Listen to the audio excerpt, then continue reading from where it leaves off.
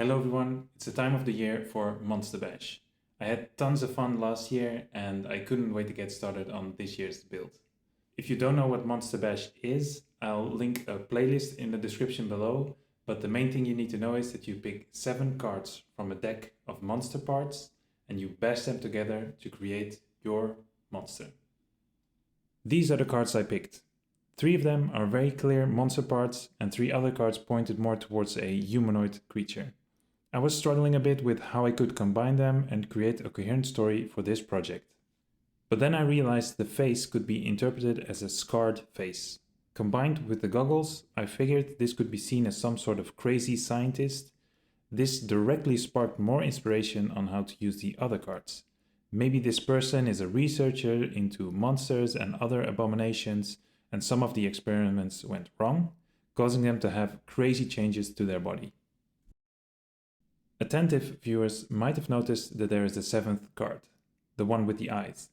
I will be using this card to link this project to the one I did last year, and if you haven't seen the other project, you can check it out by clicking here or click the link in the description. With my idea ready, I made some sketches to see what scene would work well for the sculpture. In the end, I decided to create a crumbling tower with this winged creature on top. After sketching, I decided to start working on the tower. I made it with foam that I cut up into small blocks and I weathered them in a jar with some stones. I've never used this technique, but I really like how it looks and it's a lot of fun building the tower like this.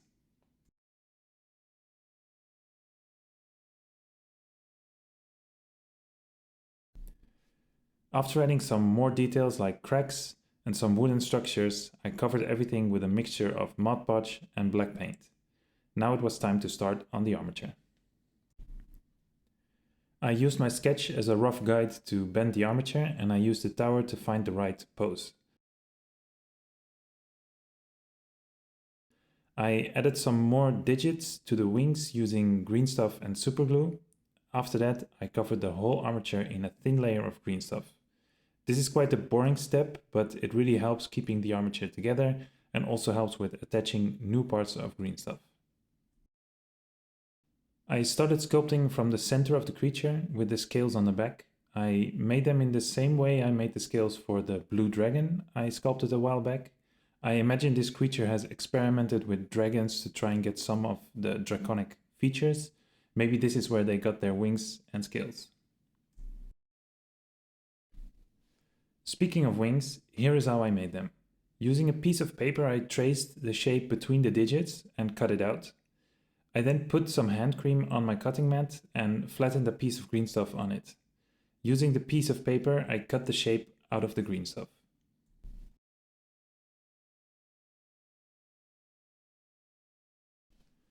I carefully removed the piece off of the cutting mat and draped it over the sculpture. A big tip I want to give you if you want to try this too is to put hand cream on your fingers and the tools you will be using. Don't use too much though, because you still want the green stuff to stick to the armature. It is a delicate balance, but the result is definitely worth it. To create the torn edges, I used a sharp needle tool to tear out the clay.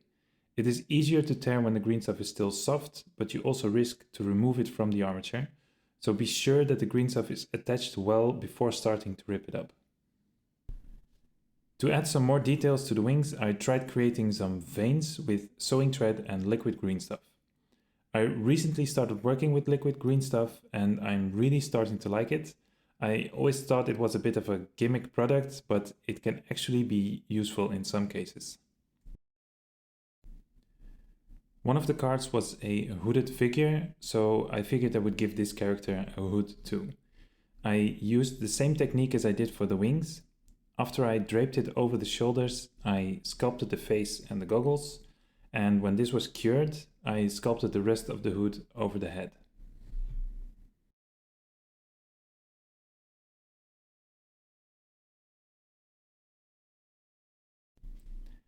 Next up was sculpting the opened hand. In my last video I showed a technique I came up with that I used again here. I made an armature with the wire you can find in garbage bag binders, and after bending it into the right shape, I covered them with a few layers of liquid green stuff. Even though I feel like the hand is a little bit too big for this sculpt, I really like this technique. To be able to sculpt opened hands really gives me so much possibilities for future sculpts. In my previous projects, I made one mistake over and over again. I would glue the sculpt to the diorama, unpaint it, making painting a huge pain in the ass. Not this time though, I've learned from my mistakes. Anyway, I started painting with a black base coat and I dry brushed everything first with grey and then with white. I would have done this with my airbrush, but unfortunately I don't have a workshop anymore and I don't have a place at home where I can use it. Not having a workshop also means I can't use my power tools to create bigger projects, which is kind of a bummer, but I'm looking for a new place. In the future, I hope to again be in a position to do those kinds of projects, but for now I'm happy working on smaller things. At least I get to practice my brushwork, which is something I still struggle with. A part of this practice was using a lot of inks instead of regular acrylic paints. Inks are a lot more transparent than paints, so the black and white shows through a lot more. Painting the skin was a lot of fun, glazing purple and red, and I feel like this technique is relatively easy and it is quite fast as well.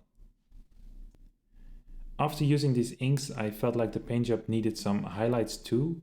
Highlights are always a bit of a difficulty for me. I tend to just mix some white with my midtone, but this can make the paint chalky and really hard to smoothly paint on. So I took a very light pink and mixed it with some red ink. I'm not 100% satisfied with the result, but I feel like this has more to do with my blending skills than the paint. It was definitely a lot easier to paint with this pink color than with just white. At this point, I painted the tower and attached the sculpt to it. I started working on some of the details of the tower, like the flag I wanted to attach to it. I made a shape using plastiline, a clay that remains flexible, and put a sheet of green stuff over it, like I did with the wings. After it had cured, I had a nice and wavy flag. I took it off of the plastiline, but in hindsight I should have left it on to paint it. Even when cured, green stuff remains quite flexible, so painting the flag was definitely not easy. The eyes I painted on the flag are the link I talked about to my previous Monster Bash sculpt, the all-seeing tyrant. For this sculpt, I created a little backstory and it kind of stuck with me. During the previous year, I've been working on several projects that somehow were tied to this all-seeing tyrant, all of them having iconography with purple eyes on them. As I'm also working on my own homebrew Dungeons & Dragons campaign, the all-seeing tyrant slowly became the main villain, and all the other figures I made became henchmen or minions. The figure I'm making for this year's Monster Bash definitely is one of the main underlings for the all-seeing tyrant, and therefore I created some backstory for them as well. The Abominable Doctor is the befitting nickname given to Haldir Kelsaran, the king's physician, when they were expelled from the kingdom. History books claim that Haldir was performing unspeakable experiments in the castle cellar, which were discovered when one of the experiments escaped and wreaked havoc in the courtyard. It turned out Haldir had been experimenting on prisoners to give them unnatural abilities. Decades passed, and Haldir Kelsaran was almost forgotten when they suddenly appeared at the side of the wizard king of Salsa Borenko. It is said that Haldir looked pale and was dressed in tethered robes, but had the most unnerving smile on their face. Not long after, the Great Collapse began, and no one knows what happened to the Abominable Doctor.